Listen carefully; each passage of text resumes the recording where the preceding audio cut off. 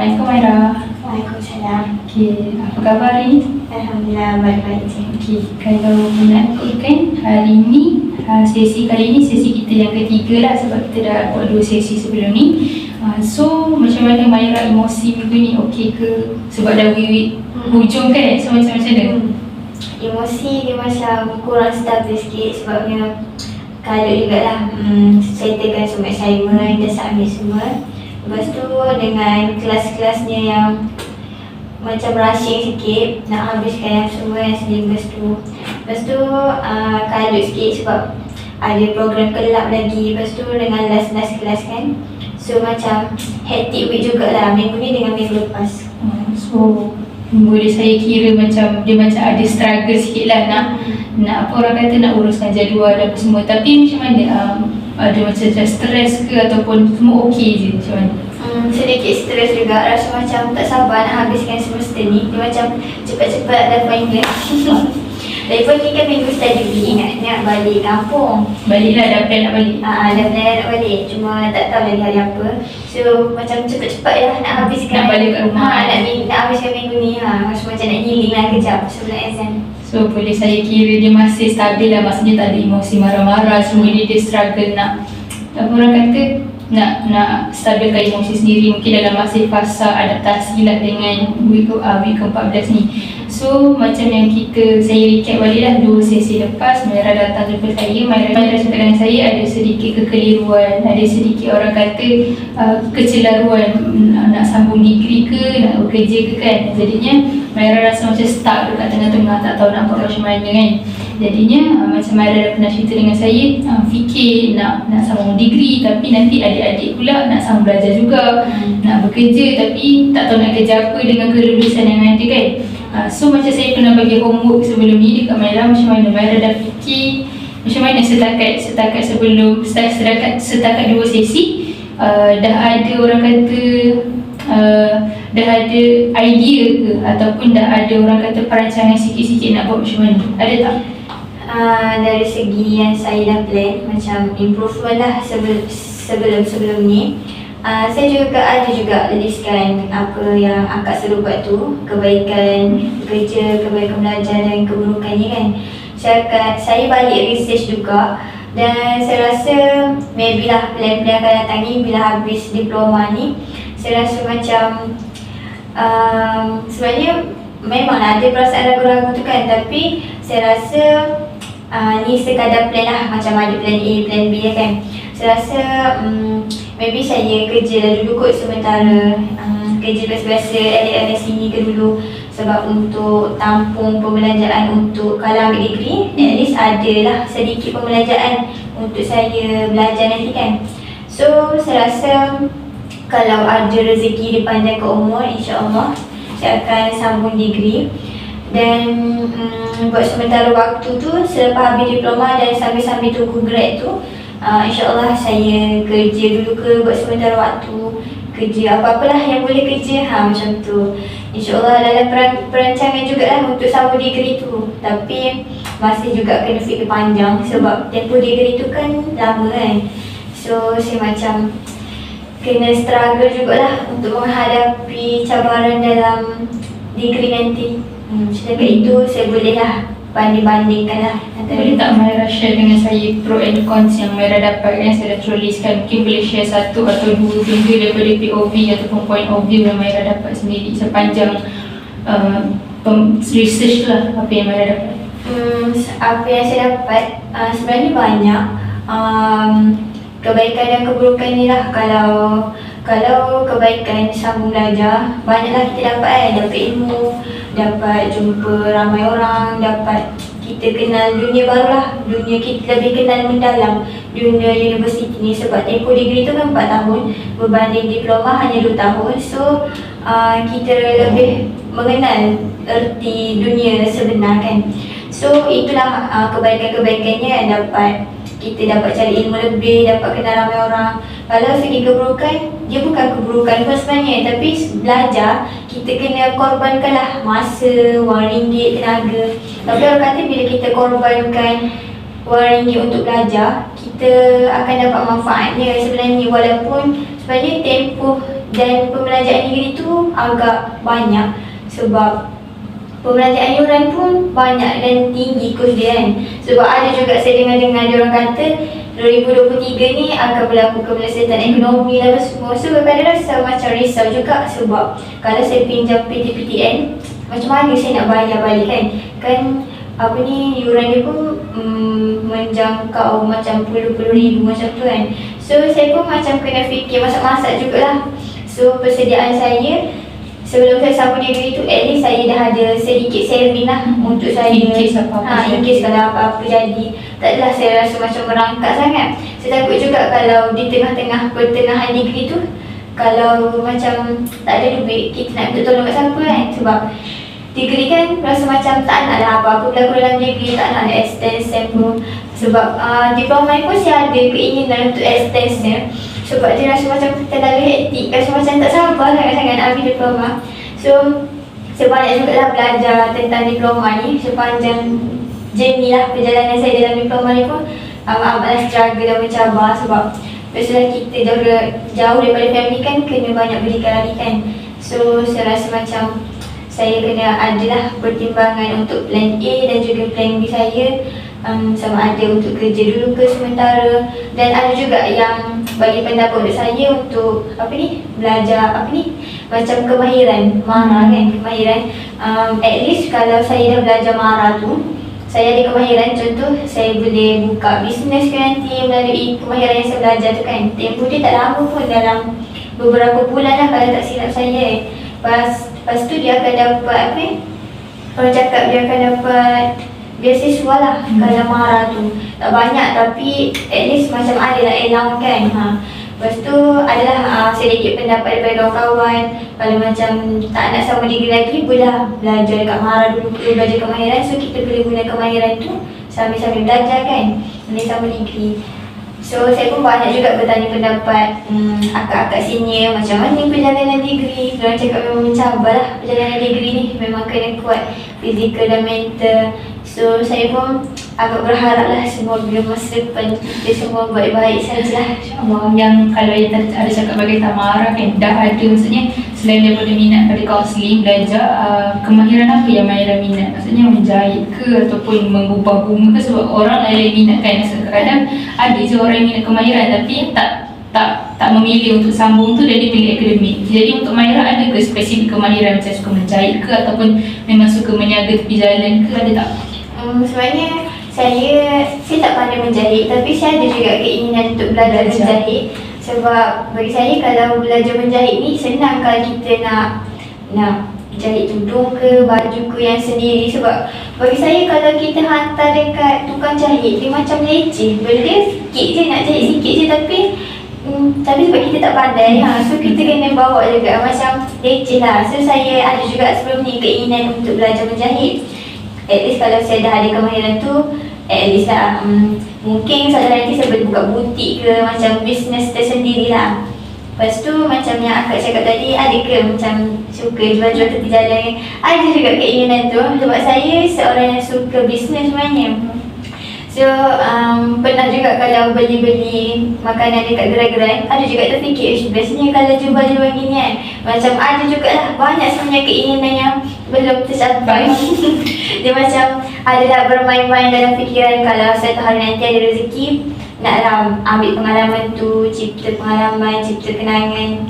Time-time belajar ni lah boleh kita nak try semua benda kan, macam tu lah. So dari mana cakap pasal kemahiran, kawan saya dia juga tapi dia sambung sementara dia masuk matrik tak silap, dia ambil menjahit. So macam bila ada waktu senggang, contoh ada cuti SEM kan, so dia akan menjahit dekat rumah. So sekarang orang kata menjahit ni adalah salah satu pekerjaan profesional. Contohlah kita tengok orang-orang yang menjual baju dekat butik ke, tak kisahlah dekat tepi jalan ke, kadang-kadang sebenarnya diorang tak buat pun. Maksudnya diorang upah orang lain buat jahit bukan, diorang buat kilang sendiri. So itu adalah salah satu side income yang lain. Maksudnya kita tak nak sampaikan pemikiran kita belajar ni kena pergi kelas, kena itu tak. Nanti kemahiran pun adalah salah satu cabang pekerjaan dan sebagainya. Dan sebenarnya kemahiran ni adalah something yang sangat diperlukan. Waktu sekarang 2023 ni lagilah orang dah malas nak pergi kedai satu-satu kan. So macam kadang-kadang kita kena ni lah, maksudnya pelbagaikan kemahiran kita. Ada masa seperti tadi Mara cakap suka berniaga, saya pun suka berniaga. Saya pun ambil banyak pengalaman, saya kerja tepi jalan apa semua, dan saya pun ada minat jugalah nak buat bisnes juga, sebab kita rasa macam buat something kita suka ni kita seronok tapi kita enjoy walaupun susah. Contohlah kalau kita rasa macam yelah, it's normal lah kan, business ada up and down, tapi something kalau kita buat kita suka, kita akan enjoy. Kalau belajar ni faham je dekat up and down kat situ je dekat, maksudnya kita tak berkembang secara, kita tak hidup dengan apa orang kata cabaran yang betul-betul dekat dunia luar. So mungkin itu adalah salah satu option yang boleh Mara fikirkan nanti, maksudnya jangan sempit ke pemikiran kena sambung degree je sahaja, tak, hanya banyak lagi peluang-peluang yang ada. Ataupun kalau Mara tu sekolah agama kan, aku nak mengajar mengaji ke, ataupun salah satu income juga macam kawan saya, dia belajar, dia mengajar, maksudnya siang dia pergi kelas degree, malam dia mengajar mengaji. Satu orang dia mengajar RM50, mengajar 15 minit je. So dalam satu malam dia mengajar lebih kurang 10 orang. Bukanlah kita nak kata dengan ajar mengaji kita kaya, tak, semuanya itu adalah salah satu sumber pendapatan, tapi tak memerlukan tenaga yang banyak, cuma perlukan masa je lah, sebab orang malam mungkin dah rehat, kita kena bekerja kan. So tapi itulah orang kata apa orang cakap, pengorbanan, maksudnya orang kata berjaya tanpa pengorbanan ni tak manis kan. So bila kita nak menuju kejayaan tu, kita tahu kita susah, kita tahu kita kena berkorban. So by time kita akan capai kejayaan tu, kita akan appreciate benda tu lah. Maksudnya journey aku tak sama dengan korang, so aku ada salah satu yang lain. Ini pun antara contohlah kita dah towards degree tu, kita ada nilai tambah yang lain. So itu pun boleh menambah kita punya, kita boleh letak dalam resume. So benda tu akan membantulah kita untuk dapat kerja nanti. So lepas buat consideration pro and cons kan, Mara rasa macam mana? Apa hati tu berat kat mana? Hati tu berat kat mana? Sebenarnya belajar pun suka, pekerjaan pun suka, tapi dia macam, kalau bagi saya, sebab saya dulu aktif juga bisnes. So bila saya bisnes dulu, bila kita dapat customer, kita berusaha untuk dapat customer tu, dan bila dapat, kita rasa macam puas, rasa macam satu kejayaan juga lah bagi saya. Dan saya pun ada juga, bila saya down, saya terinspirasi dengan ada seorang senior saya ni di Opsi. Dia daripada sekolah mahal lagi, dia pandai menjahit. Dan dulu dia jahit biasa-biasa je, tudung macam tu kan. Lepas tu dia ada pula buat bisnes tudung kan. Dia jahit sendiri lah, bawal, shawl semua kan. Tapi makin lama dia kembangkan lagi bisnes tu. Dia masuk Opsi, sekarang dia sambung degree. Dah semester semester akhir-akhir dah lah. Sambil-sambil dia bisnes, sambil-sambil dia belajar. Dan dia sekarang bukan setakat tudung je, dia dah jual jubah, dah jual baju, blouse. Dia jahit seorang-seorang. Bila saya tengok status dia ada ramai lah dropship bawah dia kan. Saya macam mana dia bahagikan masa untuk menjahit lagi. Dia lagi jadi model. Dia model juga. Dia lagi post semua barang kan. Saya rasa macam kadang-kadang terinspirasi dengan dia. Saya kata, masa mana dia belajar kan. Kadang-kadang saya rasa macam proud lah. Saya rasa macam bangganya. Saya rasa macam kalau lah dia boleh, kenapa aku tak boleh kan. Kenapa aku nak degree je kan.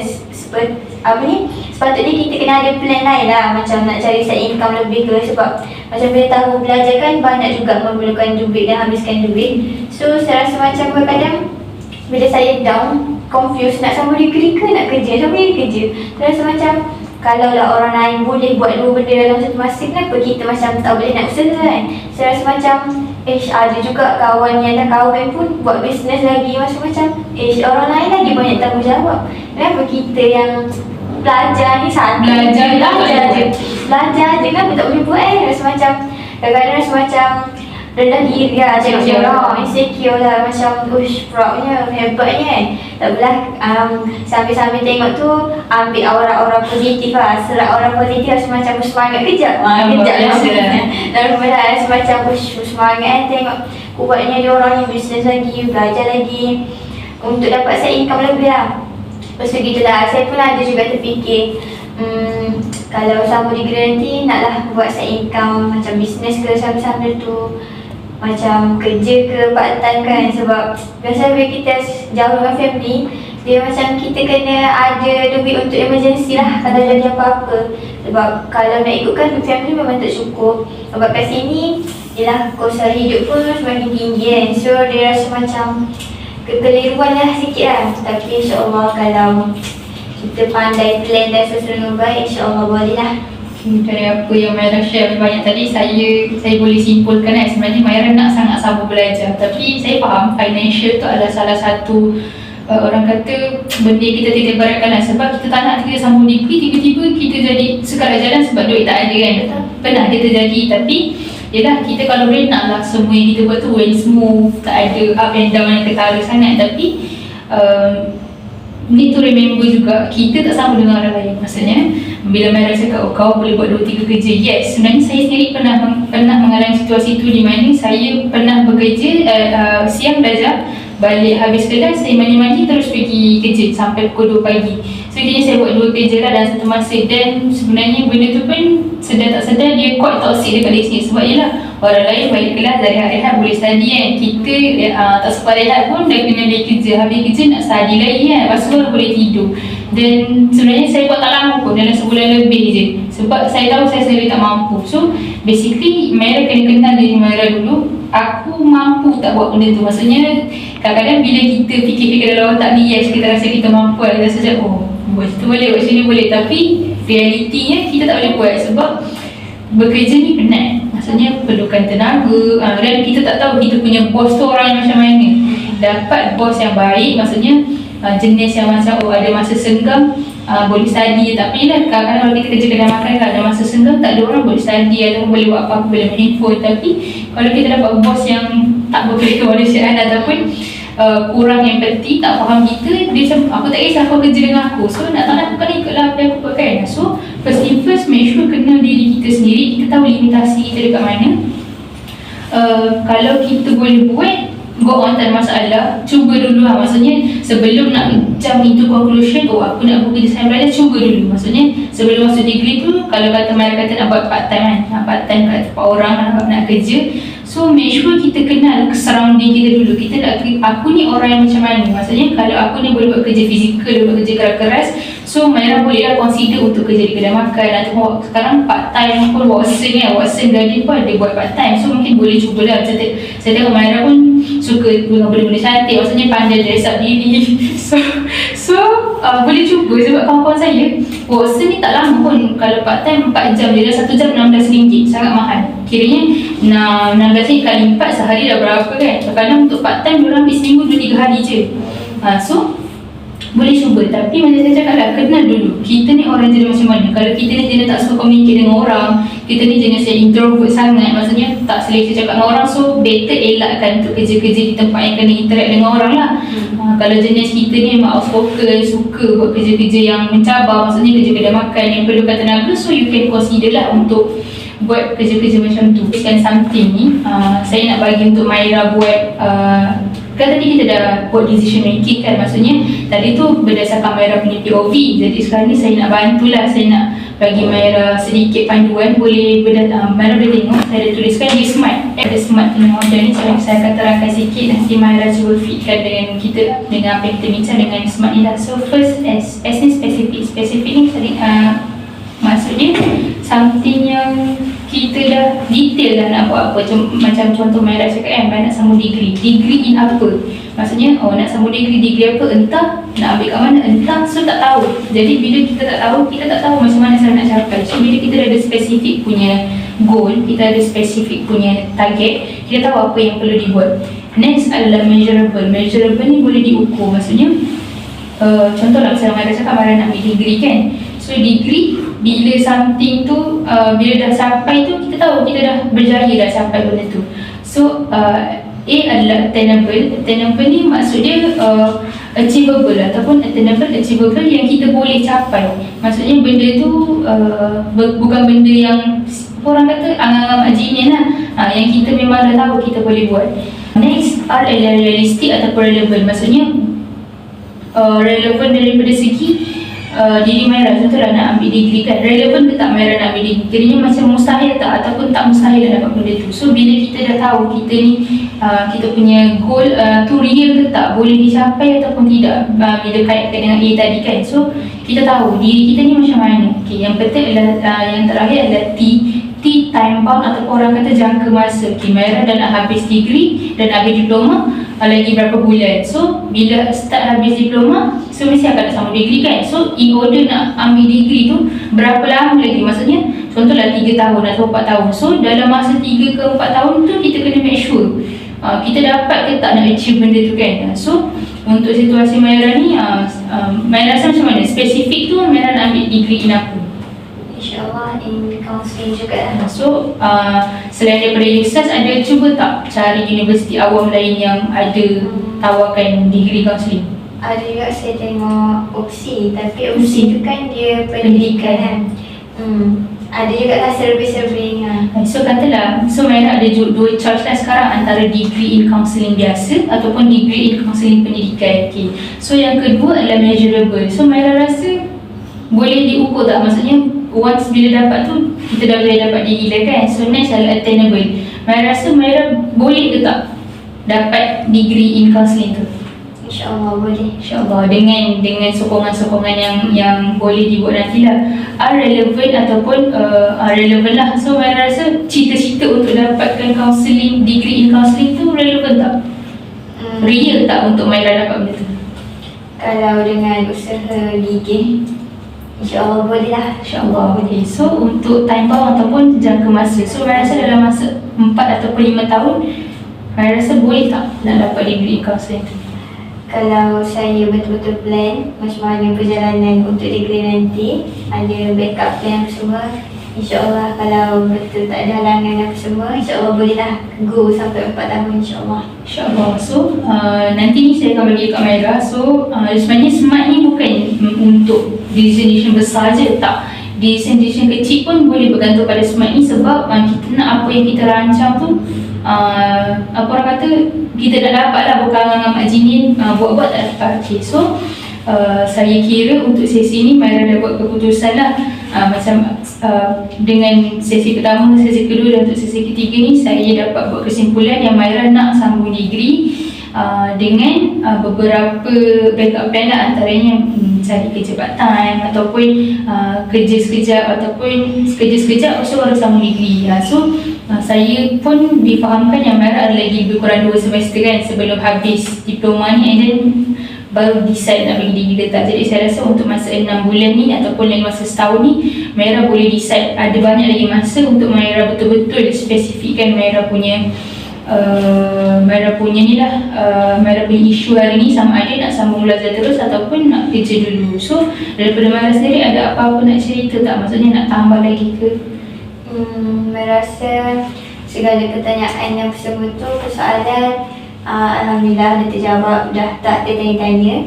InsyaAllah Maira akan gunakan SMART ni untuk buat keputusan, supaya keputusan tu betul-betul apa orang kata spesifik lah, boleh kita tahu hal tuju dia dan perakhiran dia macam mana. InsyaAllah Maira akan guna tips ini dan akan aplikasikan lah dalam apa jua keputusan. Okay. So insyaAllah saya kira ini sesi yang terakhir kita, sebab Maira pun dapat keputusan. Jadi di pihak saya nak ucapkan terima kasih dekat Maira sebab dah datang sesi, dah share dengan saya dan percaya pada saya untuk kita handle isu ni sama-sama. Jadi saya doakan Maira punya cita-cita dan Maira punya apa yang Maira rancang ni berjalan dengan baiklah, insyaAllah. Tak ada kepayahan yang terlalu melampau dan sebagainya. Dan saya doakan Maira dapat sambung degree in counselling dan dapat habiskan dengan masa yang sepatutnya. Jadi kalau tak ada apa-apa, saya kira ini adalah penutup sesi kita. Jadi kalau tak ada apa-apa, saya nak minta izin Maira lah untuk kita tamatkan sesi ni dekat sini. Jadi Maira setuju? Yes, setuju. Jadi terima kasih banyak-banyak untuk sharingkan saya. Jadi saya rasa setakat ini je. Terima kasih. Okey, sama-sama.